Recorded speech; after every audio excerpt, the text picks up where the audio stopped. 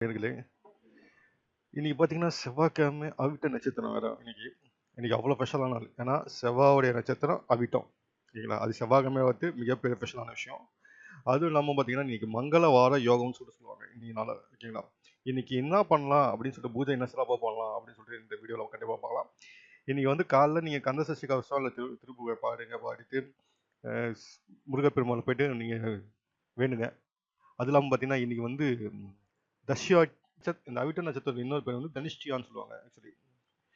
இது எதுக்குன்னு பார்த்தீங்கன்னா, செல்வம், இசை, அதுக்கப்புறம் வந்து இந்த 3த்துக்குமே குறிக்கக்கூடிய ஒரு நட்சத்திரம் இது.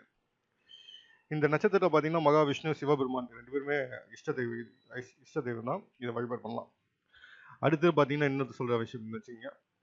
செவ்வாய் தோஷம், நம்ம திருமண தடை, அந்த மாரி விஷயம் இருக்கிறவங்களுக்கு இன்னைக்கு வந்து செந்நிறை ஆக்சுவலி ரெட் கலர் அந்த செம்பருத்தி பூ அந்த மாரி செந்நிற மலர எடுத்துன்னு போயிட்டு நீங்க பூஜை பண்ணீங்கன்னா, கொஞ்சம் கொஞ்சமா அந்த தோஷம் குறையும். அது மாரி திருமண தடை நீங்கும். ஓகேங்களா? அடுப்புல ஏதாவது அவிச்சு இல்லாதப்பட்டவங்களுக்கு குடுத்தீங்கன்னா, ரத்த சம்பந்தப்பட்ட நோய் எப்படி சொல்றது? ஏன்னா, செவ்வாய் வந்து ரத்தத்துக்கான ரத்த அணுக்கான ஒரு காரகன். அந்த குறையத்துக்கு நெறைய வாய்ப்பு உண்டு.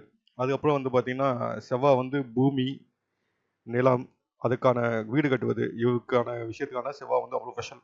ஏன்னா பூமிக்காரகன்னு சொல்லுவாங்க செவ்வாவ. அது அவிட்ட நட்சத்திரம் வந்து இந்த எல்லா முடியுமே எடுக்கலாம். ஓகேங்களா? ஒரு நல்ல நட்சத்திரம் அவிட்டத்துக்கு.